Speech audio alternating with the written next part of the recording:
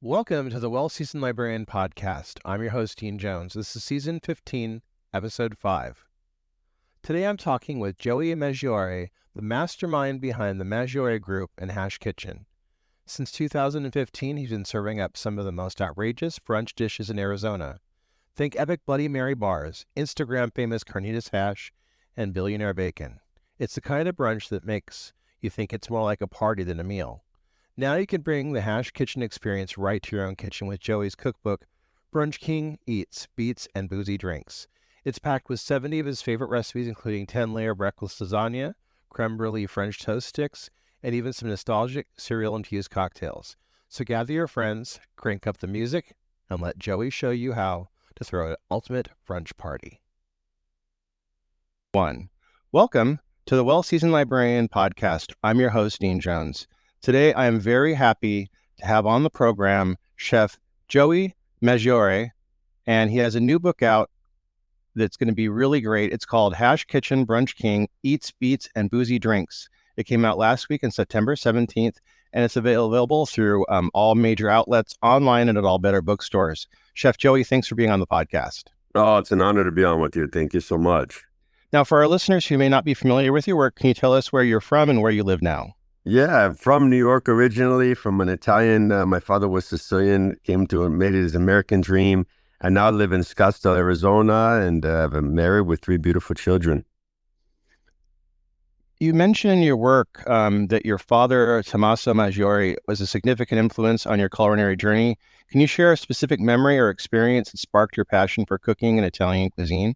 Yeah, my father grew up, when he always grew up cooking around my grandma. And so when he became a chef and became master chef over many restaurants, as a little boy, I was always in the restaurants. And so I would watch this man at 6 and 7 years old cook a dish and bring it out to a guest, and their eyes would light up and they would be so excited to eat this man's food. And I'm like, oh my God, I want to do that. I want to see that reaction from people. And that's really what started my journey.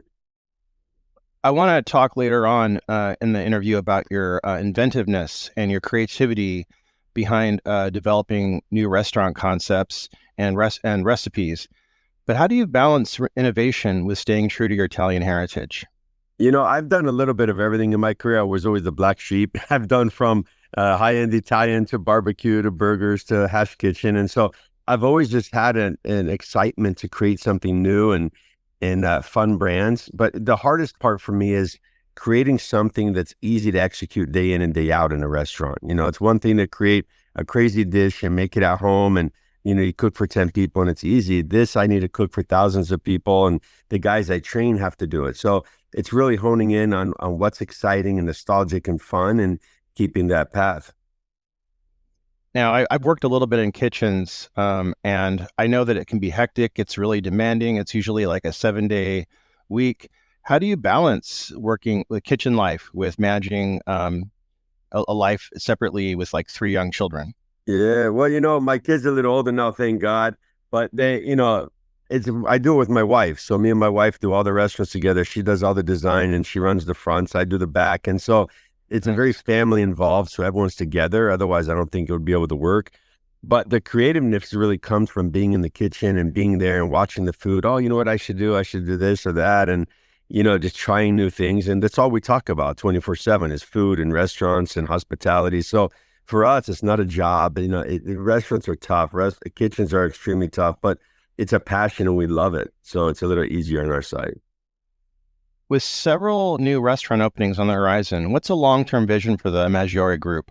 Are there any specific goals or aspirations for the company's future? Yeah, I think for a chef, you want your name to always be a household name. I mean, that's everyone's dream when you start cooking. So for me, Hash Kitchen, the brunch concept that I did the book based on, is in 4 states now. It's going very good in all of them. So for me, the goal would be to be in 15, 20 states and make this thing a big, house name. I want to talk about the book a little bit. I'm really excited to talk about it. How did the idea for Hash Kitchen come out? What inspired you to focus on brunch specifically? Well, I was a burned out chef working 7 days a week, morning, noon, and night, really from, 8 in the morning to midnight. And I just got tired, and my kids at the time were young. And it's hard to make ends meet. And people think that you open a restaurant, you're a zillionaire and it's easy. It's not that way. And so I struggled. I moved to Arizona from California. We opened a beautiful seafood restaurant called Cuttlefish. I did a high-end seafood restaurant in the desert that just didn't work. Year one, it was busy. Year two, it was okay. It just wasn't good enough for what we wanted. And I told my wife, I'm just burnt out. Let's change it. And at the time, we had a Vespa's around a bar that was an oyster bar. And I'm like, we can just flip this. We could turn it into a Bloody Mary bar. We could have fun. And we just did it. And after 2 weeks, I'm telling you, I was like, wow. Like first, I didn't know how hard it was to cook brunch. There was another thing that was tough. But then the volume of people, it was like the new meal that no one was doing. And we had the DJs and the fun and the alcohol. And it was really fun and crazy. And we were packed. And I'm like, oh my God. And I do all this and I get home by 4. Wait, I'm in love with this. And that's kind of how it really started. The Bloody Mary bar is pretty awesome. Can we talk a little bit about that and how your concept behind it for the people listening? And it is featured in the cookbook as well. Absolutely. All the recipes and toppings are in the cookbook. But, at the restaurant, we wanted to do something that made us different than a brunch place. So we threw in a DJ and then we did this Bloody Mary bar. Everyone loves Bloody Marys. And we were really going after that hungover person in the morning to have crazy food and a bloody. And we started making them really big and crazy. And we had over 15, we still do 50 toppings. We do a classic mix, a green tomatillo mix, and then all the way down to super spicy habanero. And then we infuse all of our vodkas. You can do cilantro, lime, you can do peppers, calabrian peppers, you can do pickled. So we call you a build your own Bloody Mary stylist. You come in and you make your own. And that became the interactive piece of the restaurant where, people love watching Food Network and all these amazing things because they want to feel part of it. Well, with a Bloody Mary bar, you make your own and it's fun. It's like a buffet of cocktails. It's super cool. I just love that. Yeah. Now, you mentioned the DJ aspect of it. I really wanted to talk about that a little bit. What was the inspiration behind the playlist created by DJ Ice to accompany the cookbook? How did you think music enhances the brunch experience, and was it important to include a playlist in the cookbook? Yeah, for the Brunch King, and Hash Kitchen was always about being loud in your face and wild in the party. And we didn't want to just be a stagnant cookbook that was there like, oh, pick up your hollandaise recipe. We wanted to be like, you can listen to some Snoop Dogg and make hollandaise, or whatever you put together. So DJ Ice is a phenomenal human. He works for me at all of our Hash Kitchens. He oversees all the DJing. And we wanted to make the book fun. I've seen a lot of cookbooks and I have thousands of them and they're great. I'm not knocking them, but I wanted to be something different and wild. So like, how cool is that? You can have your kids out, you can put on a playlist, you can make pancakes, you can have a good time. And in a kitchen, music is relevant. We're all artists. We love listening to music. It makes your day go by. So for us, it kind of intertwines everything.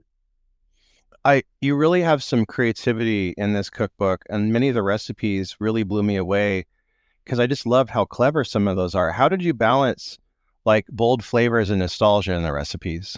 Yeah, I think we went to nostalgia first and then went into like things I loved, for instance, the cannoli donuts. Everyone loves a good warm donut. I do it Italian style with the cannoli inside, or the carnitas.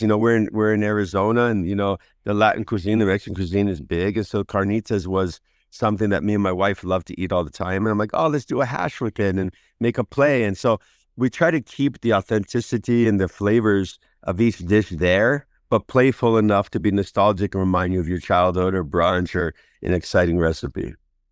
Well, we talked a little bit about this with the Bloody Mary bar, but it seems like you really want to foster a sense of community and social connection through your brunch offerings.